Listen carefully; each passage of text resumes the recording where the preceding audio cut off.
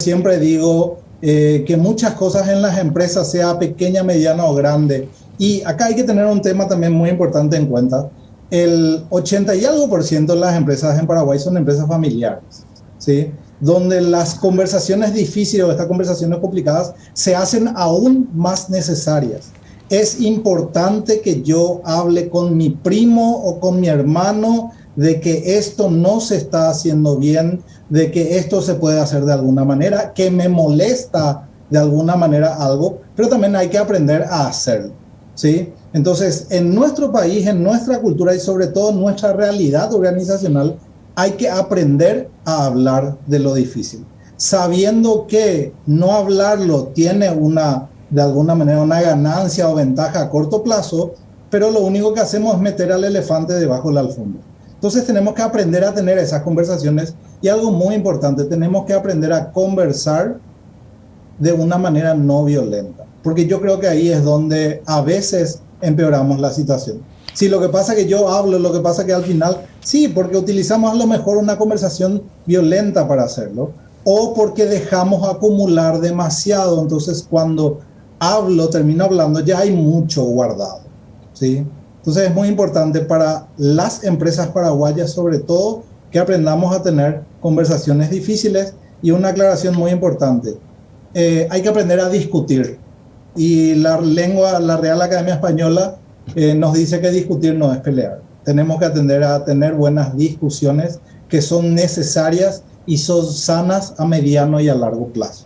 ¿Sí? Claro, lo que pasa de repente, Carlos, es que automáticamente en general le damos un sentido negativo a la palabra discutir. Ellos estaban discutiendo. En cambio, si de repente alguien dice, estaban debatiendo, por poner un ejemplo, acerca de un punto o un tema en específico, ahí como que va cambiando la cosa. Nosotros mismos a veces le damos esa connotación negativa que hace que todo se torne de repente un poco más violento. Pero Carlos, decinos un poco cómo podemos hacer, por poner otro ejemplo, a nivel empresa, yo trabajador con mi jefe, o dentro de una familia, porque me imagino también que debe ser de una forma diferente de abarcar. ¿Cómo se hace para tener esa conversación difícil en los diferentes ámbitos? Bien. Primero es sentarse con uno mismo y darse el justificativo adecuado de por qué es necesario tenerlo. Es importante comprender que el solo hecho de tener una conversación, de expresarme adecuadamente, de decir lo que me molesta o decir lo que está mal, ya es un éxito, ¿sí? Porque desde ahí recién muchas cosas van a suceder, ¿sí?